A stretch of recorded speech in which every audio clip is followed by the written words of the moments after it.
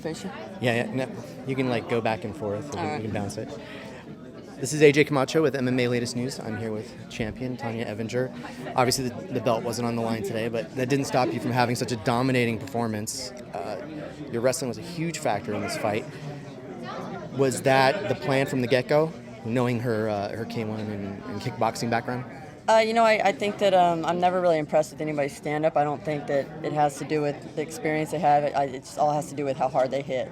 I don't think any of these girls I've ever fought have hit me hard enough to do any damage or knock me out.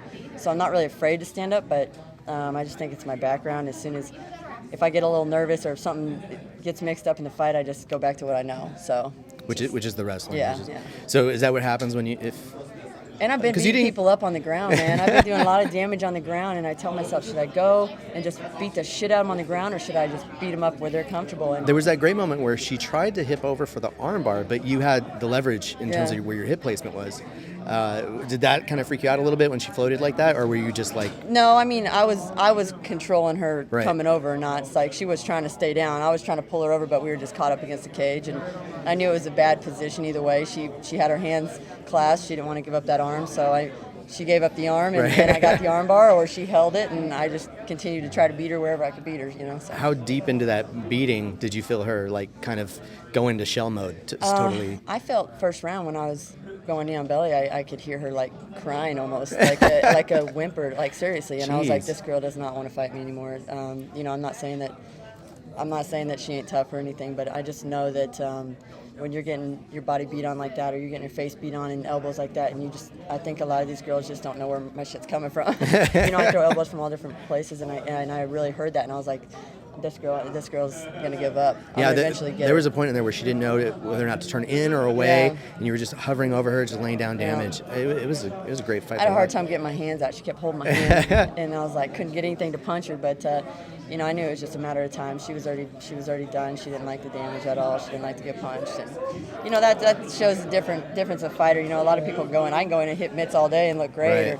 or beat somebody up that's not beating me up back. But when you get somebody that wants to fight back, it's another game. Definitely another game. And I know you're tired of the weight cut talk, but at what point did you think that there may be an issue with that? Because I know usually it's a dietary cut leading up to it. Well, to be honest, I made weight when before they brought the scale down and put it on this surface. Yeah, somebody told me that you were like, you were like, what the hell is going on? I was 34.8 or something. I was right under. So I knew I made weight, and I was miserable. And I came down here, and then when I came in, they told me it's probably not a title fight. She's over, and I was like, fuck. And then when I got on the scale, man, it was heavy, and I was like, that's why I freaked out, because I was like, this ain't right. I fucking cut weight. Like, I was at weight. There's no way I was over. So it freaked me out a little, but.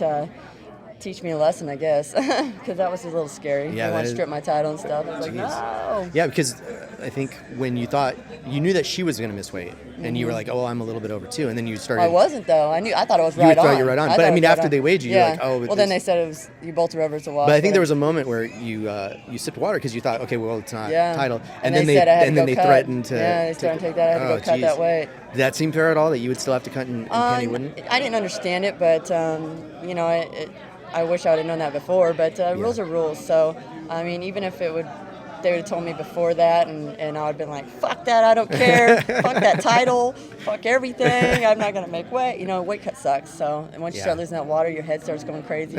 I usually chop my hair off. I do some crazy ass shit. I don't even need to cut my hair for my weight cut, but I do just it. Part of the... Yeah, I do some crazy shit. So, it's a killer. But, no, I wasn't even worried about it right after. I did drink a little bit, but then I had to go cut it all, and that sucked even more. Yeah, so. It's not fun.